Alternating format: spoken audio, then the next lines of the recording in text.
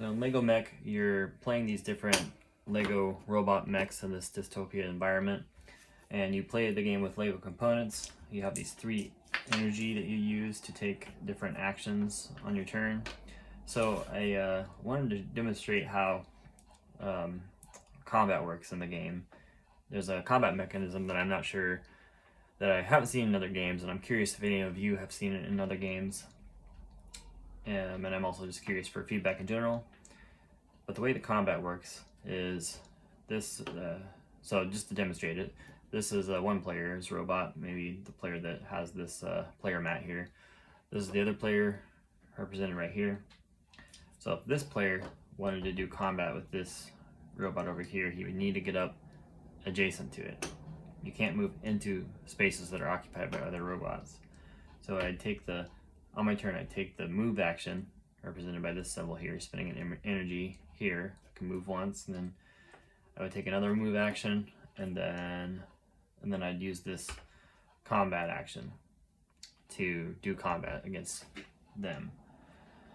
The way combat works is you have an attack value and a shield value.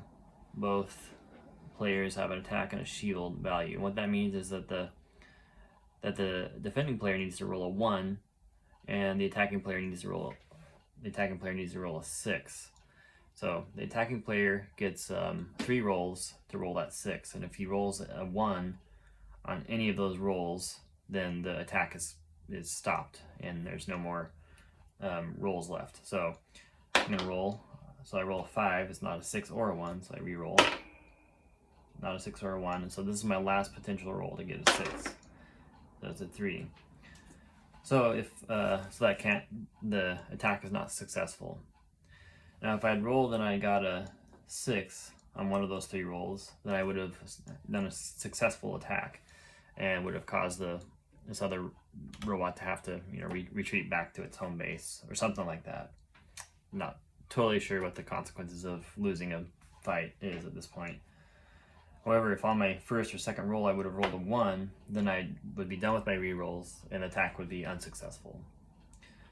And whenever you choose this attack action, you lose a victory point or something like that. I'm trying to figure out how to balance it exactly.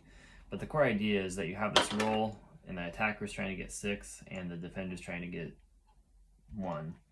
And I've showed in my other video how the upgrade works, but this up action here, if you choose this action, you get to upgrade one of these, basically taking one of these Lego pieces off of your mat and putting it on your robot out here.